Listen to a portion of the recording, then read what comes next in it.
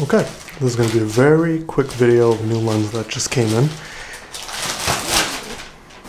The 35mm f1.4 Sony G Master lens that I'm going to use for my A7 III. I am pretty excited about this lens. I've always used 1.8 lenses. I'm using the 20mm 1.8 on the camera now to record this. So this will be the first 1.4 lens that I've owned. Nowadays, I feel like most lenses have really good quality. I've used the Tamron 28-75 zoom. I had the 28-70 Sony G Master zoom lens before also. And I also have the 85 1.8. And I'm not a pixel peeper or a professional photographer or anything like that. I'm more of a hobbyist, and occasionally I get a photo job to do.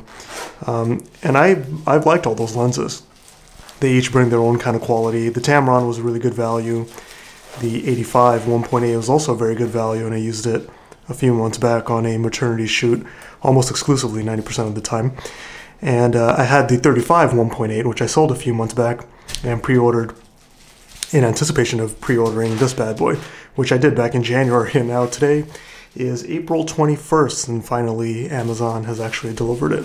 So we have a little lens bag here, which is kind of unfortunate for me. I'm never going to use this thing.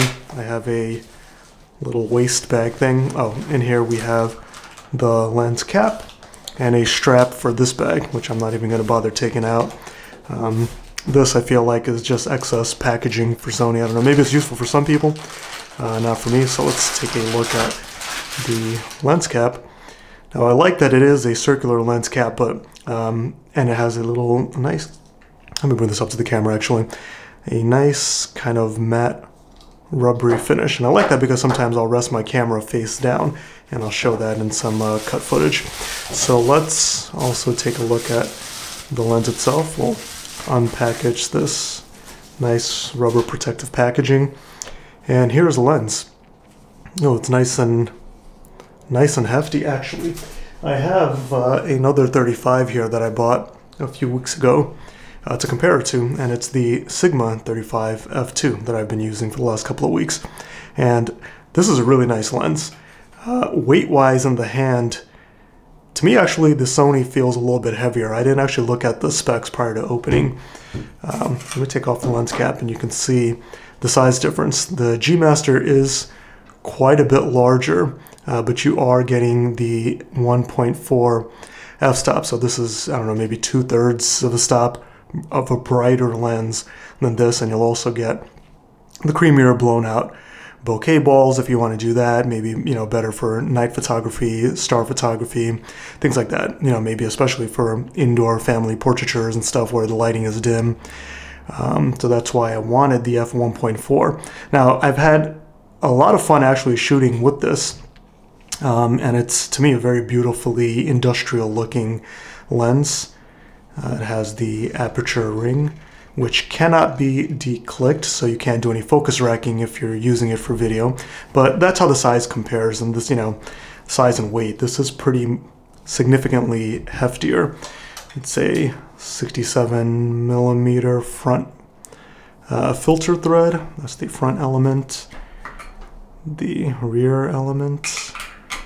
I know that it's Sony's internal the motor drive, XD motor drive maybe it's called. You know, I'm not familiar with all the technical terms, but it focuses really fast. Here's an autofocus manual focus shift button, a customizable button here, and the aperture ring here. And this one should have, yes, it does have a declick option, so you have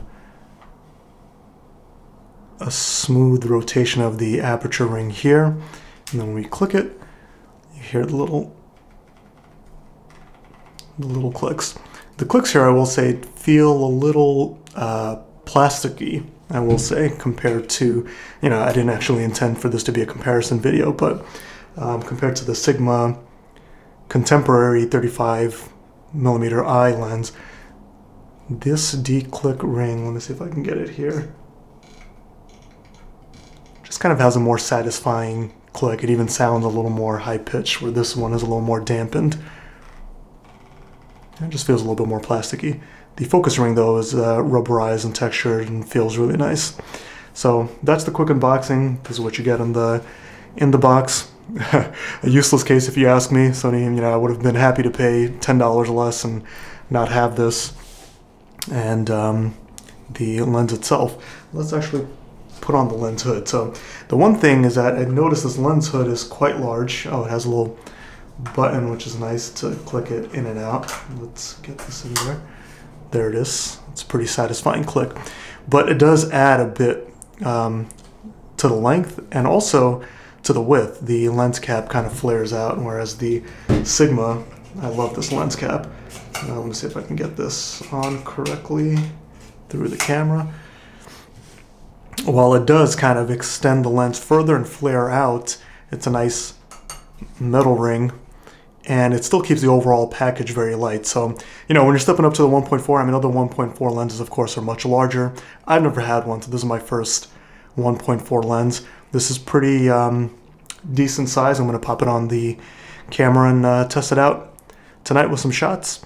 But there you see what the 35 looks like. So the physical first impressions are really nice. I do kind of wish that the lens cap was a little more streamlined, but I like how it's a flat versus a pedal cap, so it's nice to place on the ground. It's similar to the 85 1.8 that I have, which, you know, is a lens that I really like.